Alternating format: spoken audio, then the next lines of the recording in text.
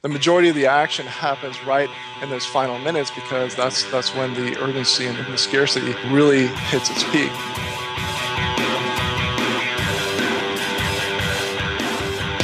Hey, podcast listener, you're about to discover insider tips, tricks, and secrets to making more sales and converting more prospects into customers with email marketing.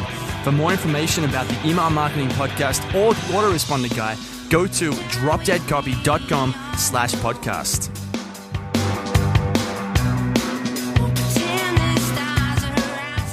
Hey, it's John McIntyre here, the Autoresponder Guy, and it's time for episode 81 of the McMethod Email Marketing Podcast, where you'll discover how to make more money with your email list, with autoresponders, with segmenting, with all that good stuff, okay? The idea is here, how to make money every time you send an email to your list, which is pretty cool if you can do that. Today I'll be talking to Jack Bourne. Jack Bourne is the founder, the creator of AW Pro Tools. He has a number of other products, including Deadline Funnel, which is a great little script that allows you to, when someone joins your list, you can say after a week, send them an email about a special promotion I've got running that's available for 24 hours only, and put a script on the page so that if someone visits it on that 7th day they're in the autoresponder sequence, show them the timer, show them the offer. But if they visit on day 8, the offer's gone. Now, what's great about this is it's going to dynamically adjust depending on, when someone signs up. So someone could sign up today, 7 days' time, they get the promo. They could sign up in a month. 7 days after they sign up in a month, they get the promo. So it dynamically adjusts your subscriber. It's a great little app.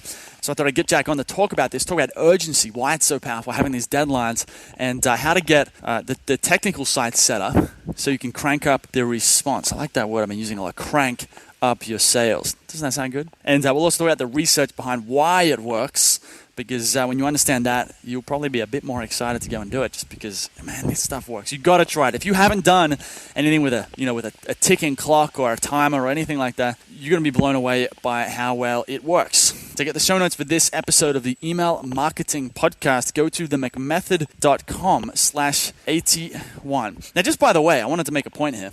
I just thought of, did you know you can email me anytime? If you're on my email list, you can hit reply to any of those emails and you can say something and I will get back to you. Sometimes it's the same day, sometimes it's 24 hours, sometimes it's a week. It really depends what I'm doing, where I am, if I'm at the computer or even checking my email inbox, because sometimes I'm not. Okay, but you will hear back from me, usually pretty quickly too. So I just wanted to throw that out there because I'm wondering if I've got someone listening to this who thinks I'm a little bit distant or hard to contact. I'm not. So I'd love for you to reach out, say hello, tell me what you like about the podcast, what you don't like. What I'd love for you to do, if you really feel like making my day, go to iTunes and leave a 5-star review, well, any star review, really. Just be honest, and I'll read out the review on the podcast. Okay, you can mention your website and just say, hey, it's John here from themcmethod.com, and I like this and I like that, blah, blah, blah. Now, before we get into the interview with Jack Bourne, I've got one thing, this week's McMaster's Insight of the Week. One thing that's been going on a lot inside McMaster's lately is this issue of lead bait or opt-in bait. Should you offer an ebook? Should you turn the ebook into a series of emails? Should you give a video? And honestly, there's not really any perfect answer to this. Part of it's going to depend on the context or the market, the niche that you're in, however you want to say that. We're getting mixed up with these words. Honestly, there's not really any secret to it. Like I said, you could have an ebook, you could have emails, you could have video. I think, I would be using all of them. I would be saying, I don't actually use the ebook thing, mainly because ebooks, they're a lot of work to put together, right? I mean, you could put together a short report. My feeling is that most people don't really read ebooks. So what I would do is I would create a short report, perhaps, if you really want to test it, see if that converts better. Or just instead of saying, here's a report on the 7 mistakes of email marketing, you could say, just discover the 7 mistakes on email marketing, sign up here. And then after they sign up, that's when you say to them, I'm going to deliver this in 7 emails or over the next week or 2 weeks or whatever. And then video and audio and any sort of content like that, engaging content, that's a great way to get people to see you as a person, because you can't fake being on video. You're either good on video or you aren't. I mean, you get better. But if you can be good on video, people really start to think you're a boss, because a lot of people aren't very good on video, okay? So, what I do right now is I've got someone signs up for daily email tips on how to make more money with email. Then they get a video and some text, and then they get daily email tips, okay? That's how I do it. There's not really a perfect way here. The idea is test your opt-ins, Maybe an ebook works better.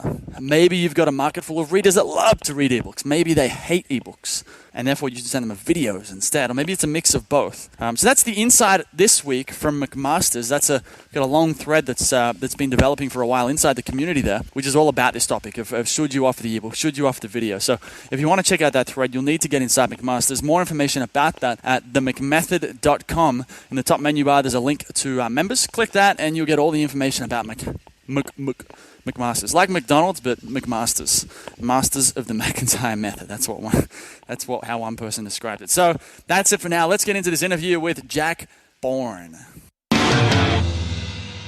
It's John McIntyre here, the autoresponder guy. I'm here with Jack Bourne. Now, Jack is the creator of AW Pro Tools, and AW Pro Tools is a pretty badass little tool because it lets you plug into Aweber. Aweber is a very simple tool, right? You pay $20, $30 a month, and it just sends emails, basically. But, marketing automation, which is where you start sending triggers and all that sort of, you say, if someone does this, if someone clicks a link, make this happen. That's what Jack created. It's sort of like a plugin for Aweber. But anyway, that's not why he's here today. He's here to talk about something called Deadline Funnel. And just quickly, I'll give it over to Jack in a second, but I met Jack, was a week and a half ago or 2 weeks ago. As of the recording at Titans of Direct Response, which is a pretty sweet little conference. And we started talking about email and podcasting. We just did an interview for his stuff, but I thought we'd get him on the McMethod email marketing podcast to talk about what he's up to with the Deadline Funnel tool, which is pretty badass because it's all about scarcity, which is a great way to crank up your sales. So we'll get into that in a minute. Jack, how you going, mate? Doing great. Great to be here. Good to have you on, man.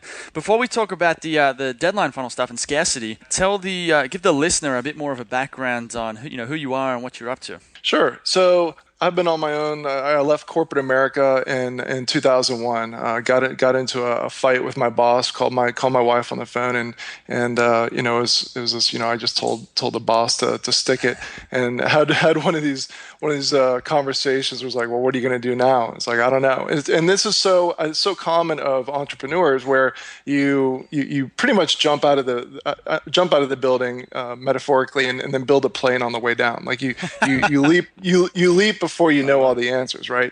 So that was the beginning of my entrepreneurial journey. That's the short version.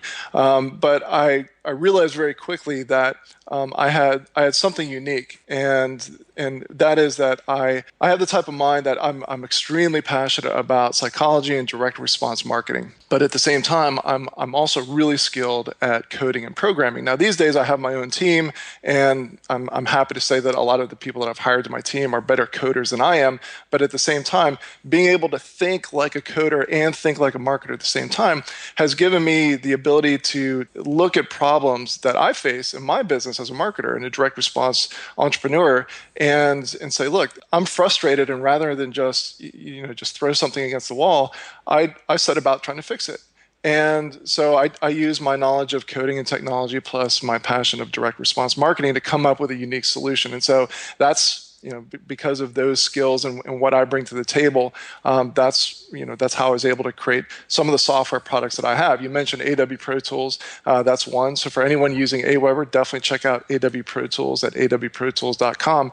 But I also was looking at, I wanted to do promotions. So a lot of these products came from problems that I had and that I tried to solve.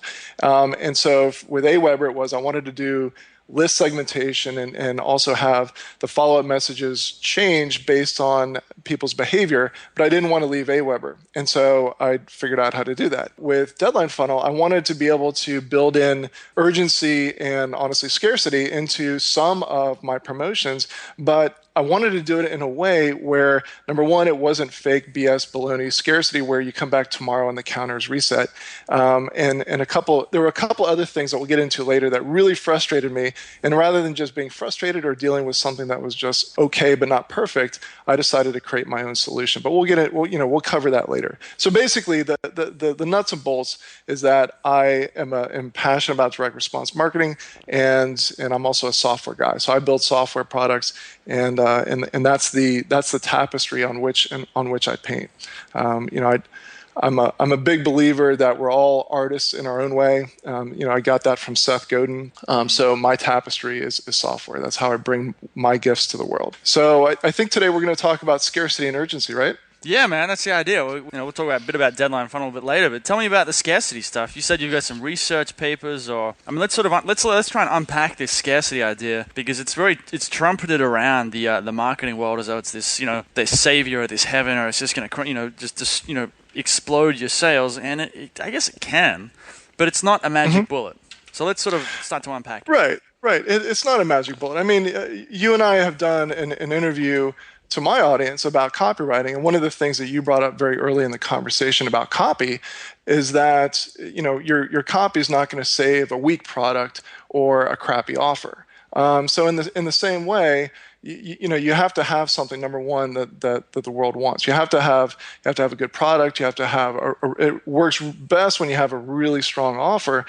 Basically your audience has to want what you have. You can't take a bad product and bad selling, bad marketing, bad copy, and then put a countdown timer on the page and say, well, that fixes everything, and walk away. But what scarcity and urgency can do, when done correctly, is that it can add extra oomph to your campaigns, and it's especially effective in situations where you're doing a limited time sale. So for prospects that didn't purchase on the first go round, so you can come back and make an offer to them that is an aggressive offer and a very, very deadline driven offer to say, look, here's the best offer that I can make. It expires at a certain time. And so rather than just giving up on them, because you sent out three to five emails and then that's it, you can go back to them and offer them a great deal, but make it a deadline-driven evergreen offer. I think Frank Kern has something he calls a 4-day cash machine,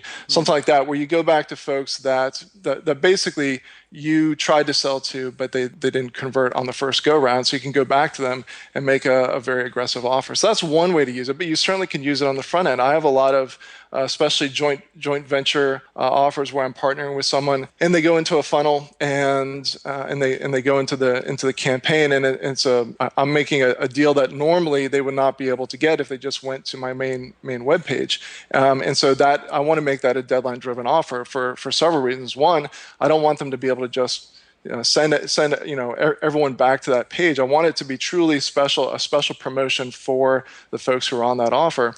But also, I know that deadlines work, and so if it genuinely is number one, something that they want, and number two, a deal that's better than they can normally get, I like to put a deadline on it because it juices results. And so just to talk about beyond Deadline Funnel and how I use it, just to talk about other companies and that are using it, and not using Deadline Funnel, but using scarcity and urgency, but also to talk about some of the interesting science behind it. Let's go ahead and dive in. So there's companies like QVC, huge direct response marketing company. Anytime that you're watching QVC, you're going to see a countdown timer on the screen. That's a big part of how they've built their business. eBay, every single auction on eBay has the countdown that shows you when it's going to expire, and usually the majority of the action happens right in those final minutes, because that's when the urgency and the scarcity really hits its peak. Groupon is another example of a company that uses scarcity and urgency in every single promotion. So the idea that you can't use it in every single promotion, QVC and eBay and Groupon, are great, huge examples of companies that use deadlines and urgencies in every single promotion that they have. And another one that is really interesting that causes me a lot of psychological pain when I go through their process, but in a good way, is Ticketmaster.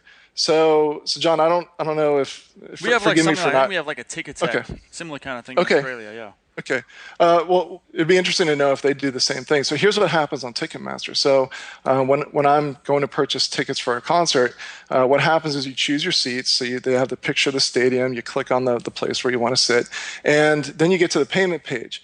And they have this countdown floating on the page that basically gives you 5 minutes to fill out the damn page. And I mean, like especially if it's a concert that you know is going to sell out. Yep. It adds a tremendous. I mean, I'm flying across the house to grab my wallet because I don't want to lose these seats. So it's extremely powerful. So we talked about QVC, eBay, Groupon, and Ticketmaster, and these are just 4 examples of very successful, very large companies that do extremely well, and they use scarcity and urgency all the time. It'd be fun to think about, like, because you have the urgency thing of saying, well, this is going to close in 24 hours. But the other way of doing it is, like you said, well, you can combine them and say, well, we've got 25 copies of this book that we're going to send out, mail you out, physical copy. And so it's not going to last very long. So there's the urgency of knowing that it's going to sell out very quickly. But there's also the scarcity of, well, there's only 25 copies. So it's a pretty Right. when you have it, like when you can have both, we can like stack that, with the urgency and the scarcity. It just goes like you can have one or the other, and it's going to do pretty good anyway. But if you can combine them, it's pretty epic, the sort of response you can get. Absolutely, yeah, and so when you have a situation where there are live events are a great example. So, and that's just one example. But if you have a live event, or you actually have a certain number of, say, physical books printed up before you have to go and order the next box of books, then it makes a lot of sense for you to offer that way. Here's how many books are left.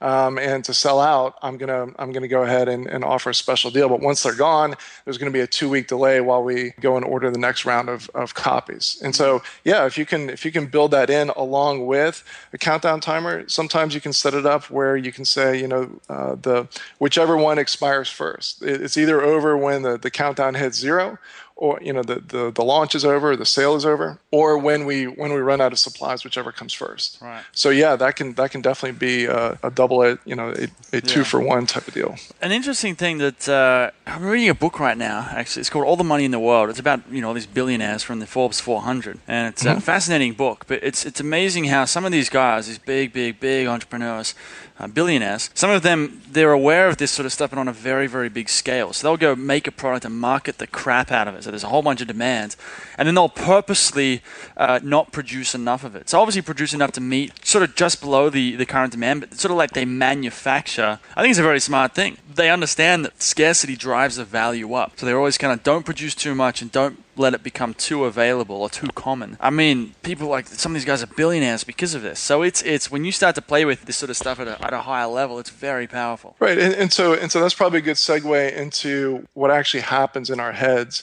I'm not a neuroscience expert, but I've done a lot of research on this. Again, I'm very passionate about direct response marketing, and so everyone's seen the commercial about Folgers where they have the hidden camera. These I don't think they show these anymore, but I think back in the 80s. Okay.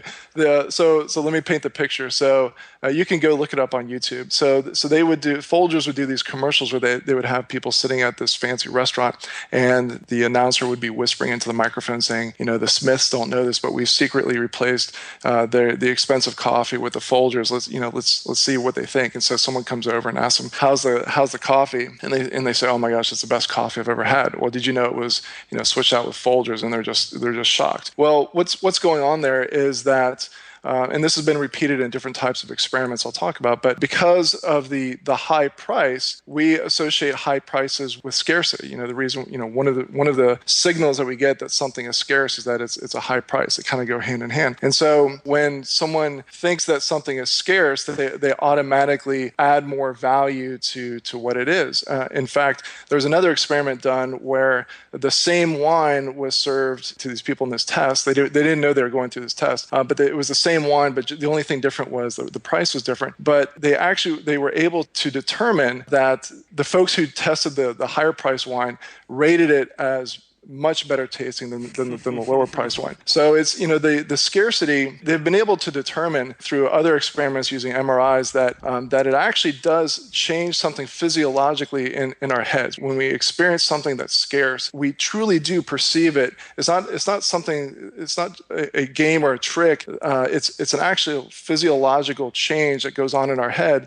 based on scarcity. So when there's a resource that is scarce, we just add more value to it. Another experiment experiment that can be read about in the book Influence by Cialdini that everyone's heard of, is the cookie experiment, where some folks, so there was a jar with 10 cookies and there was a jar with 2 cookies, and they were the same cookies. And so they were asked to do a taste test and judge which one tasted best. And the one with only 2 cookies in the jar, the scarce commodity, was rated as better tasting. So something is happening at the physiological level that increases our perceived value and even affects the way that we, it affects taste. And so it's a very, very powerful effect that we can't just switch off. We can try to ignore it, but it really short circuits some of our decision-making mechanisms. So scarcity is extremely powerful, especially, and it's really, really important to do it correctly. So one of the things that we should, I'm going to go ahead and pause here because you might have some things to say about those experiments. But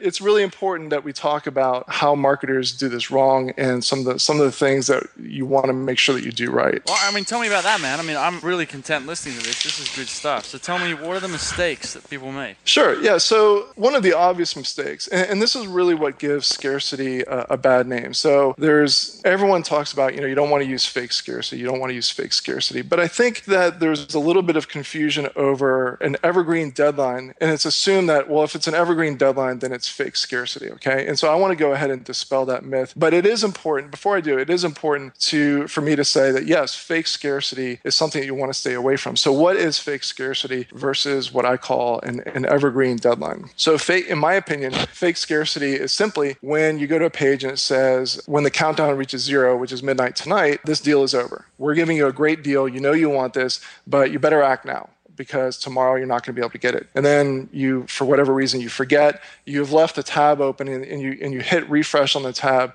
and the counter starts back over, okay? That is fake scarcity. And as soon as you do that, you've lost a lot of integrity with your audience, okay? Having your audience know, like, and trust you is really, really important, especially for repeat sales. And it's getting more and more difficult to build a business just on the front end offer. It's really important to have your happiest clients to purchase more things from you and higher price stuff. And so you really want to, if you're going to use a deadline, it's really important that whether it's a fixed calendar deadline like a product launch or an evergreen deadline, that the deadline is real for that person. And so fake scarcity is where that deadline resets when they come back to the page, and they're not really held to it. So how is that different than an evergreen deadline? An evergreen deadline is, I use an example of the DMV, Department of Motor Vehicles. So since you're not in the States, every so often we have to renew our driver's license. And so that's it, but it's not the same day. It's not like tax day. Tax day for us in the US is April 15th. So and everyone has that same deadline for tax day, but everyone has a different deadline based on their birthday for the DMV. So that's a rolling evergreen deadline. It's based on several different factors, when you last renewed, and also your birth date. But it is not a fake deadline. If you decide to ignore it and you're driving around with an expired license, you're going to find out that it is not a fake deadline. You're going to get a ticket. So that's an example of how you can have an evergreen deadline. If it is a downside to missing that deadline, then it's not fake scarcity. So that's one of the things that I wanted to build into Deadline Funnel, was to make sure that you could set it up so that it wasn't going to reset every day, that you could have a deadline, an evergreen deadline. And when someone came into your funnel, if you said this is going to expire 2 days from now at midnight, and they see the counter, that it actually is going to expire for them. But some of the other things that I was really frustrated with, and I think everyone listening is going to be able to relate to this, is that I wanted to be able to use 2 other things that were really, really important to me. Number one, I wanted to be able to I have a funnel that's more than just one page. Okay, so I've got pages with educational videos where there's a little bit of content, and then I talk about the special offer. But the next day you're getting another email. So that's the other part of it, is that email marketing is a really, really important part of my funnels. I want you to come into my world and I'm going to give you a way to sign up for a free trial of something, or to offer you a lead magnet, and now you're on my list and I'm sending you broadcasts and follow-up emails. So this is a very important way in which I build, know, like, and trust, and then eventually turn you from a prospect into a happy client. So I wanted to be able to integrate the deadline into multiple different pages, not just have it tied to one specific sales page, but also to tie it into the email marketing, so that when you received an email from me 3 days after you entered the funnel, if I said, hey, John, I just want to make sure that this Wednesday at 11:59 p.m. Eastern time, the deadline expires, that it was perfectly synced up with what you were seeing on the web page. So to me, that was really, really powerful, and I couldn't find that anywhere else. And so I wanted to create that so that I could have someone come into the funnel and have multiple different pages if I wanted to, where the same countdown timer all ticking down to the same deadline, and the emails that they were receiving all synced up and coordinated, and have it truly be set up so that if someone decided to wait around to see what would happen, that they truly did miss the deadline and they would be sent to a coming soon page or wherever it is that I wanted to send them. So those were a few of the things that I couldn't find. And again, coming back to where we started the conversation, I used my skills as a software guy and a direct response marketer to come up with something that I would be proud to use in my own marketing.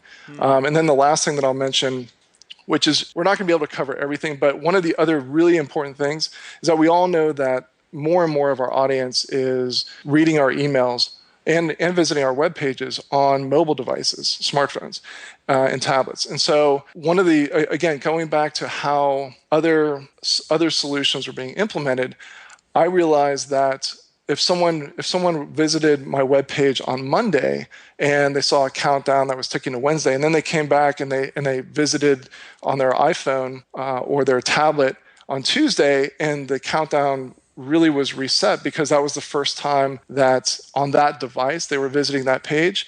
To me, that wasn't good enough. I wanted it so that when John McIntyre comes to my page on Monday, if you happen to get my email from me on Wednesday and you click through on your smartphone, I want you to see the same damn deadline, especially if I'm saying in the email, hey, John, today's the last day. It's Wednesday, and so at 11:59 tonight, this offer expires. It's only good till then. If you click through to that page and you're on your smartphone, it's really, really important to me that everything is consistent. I don't want you to see a countdown that says 3 days left. And so I wanted to build everything, have everything taken into account so that it truly was an evergreen deadline for someone, or I should say a deadline. It just happened to be set up in an evergreen fashion because I do a lot of webinars. I like to do something once and then set it up on auto replay. It's also a great way to work with someone who's a joint venture partner, and you record an interview or you do a webinar, and there's a rush of people who are sent to that webinar the first time, but what about after the event? Wouldn't it be great if that partner could set it up in their autoresponder and every single person could watch the replay? You don't have to pretend like it's a webinar. You say, hey, come watch the replay. It was a really good webinar. Come watch the replay. And now you're being completely authentic and you're offering the same deadline of 3 days that you offered to the folks who are on the webinar. Yeah. So those were some of the things. Those were some of the things that I wanted to build into Deadline Funnel that I felt were going to address some of the mistakes that people were making with the way that they were implementing scarcity and urgency in their campaigns. Right. I mean, I've noticed this on a Facebook funnel I've had running for the last 3 months, that just having like a countdown timer on there, and just having the timer on there, and it's a cookie-based thing, so it's a similar sort of same kind of thing to Deadline Funnel, and it's like dynamite. It's incredible to see how well that works. If you take that off the page, the conversions drop instantly. So I couldn't recommend it more. If someone's listening to this and they have a product and they want an easy way to sort of crank up the response, this is by far one of the easiest little tricks. I suppose it's a little bit of a trick, but it's just a really easy way to bump your conversion rate. Absolutely. Yeah, so for any of your listeners who want to give this a shot, normally what I do is I require a credit card to start a free trial, but I thought what I'd do for your audience is to set it up so that they can try it without a credit card. You can just sign up, give it a whirl, and for obviously it's a limited time trial. So after a certain number of days, that your access would be turned off unless you decide to enroll. But here's where you want to go: deadlinefunnel.com/McMethod, McMethod, deadlinefunnel.com/McMethod, and you can just sign up with no credit card required.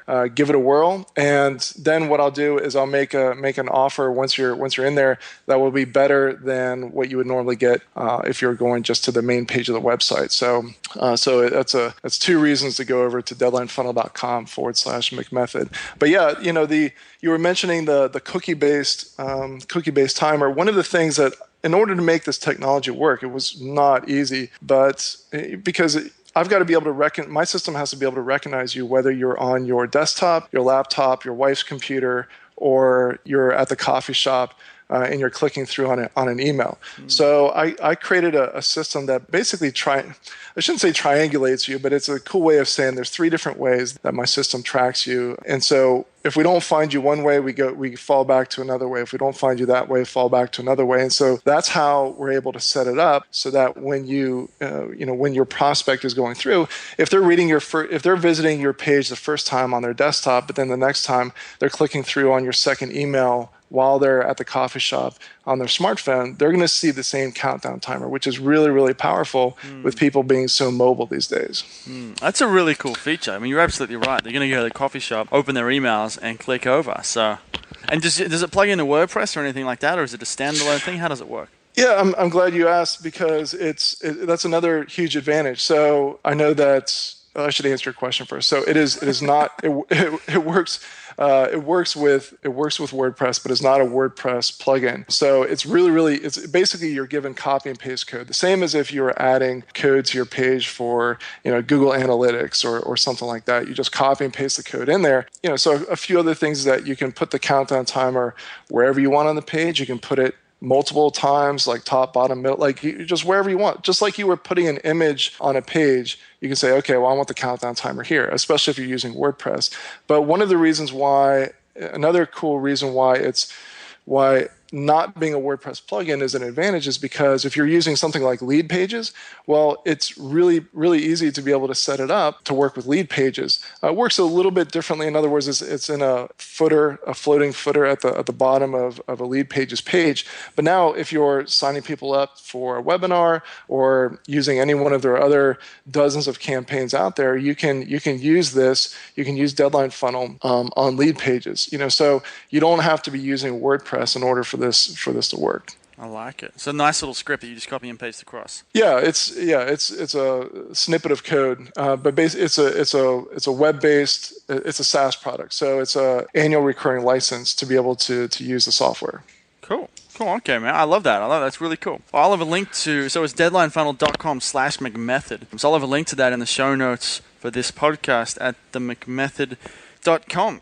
Easy. Any Perfect. final words of wisdom before we, on deadlines or scarcity or any other marketing stuff before we sign off? No, it's just a real pleasure to be able to share tips and ideas with other like-minded direct response marketers. I mean, like you. I mean, I'm super passionate about direct response marketing. I get excited about this stuff, and it's great to be able to to talk with you and your audience about things that get me excited. I mean, I don't know if you experience this, but because I'm married with kids, you can't go to the local, to the neighborhood barbecue or the PTA meeting and talk about this type of stuff. So I always love, going. I mean, that's one of the reasons why I enjoy meeting at the Titans of Direct Response, because everywhere you turn, there's other people like us with their own unique twist on things, but everyone's excited about the same stuff. So that's it. I'm just super excited to be able to share what I'm passionate about, what everyone else is passionate about as well. Good stuff, man. Well, cool. Well, thanks for coming on the show and sharing. Okay. Take care.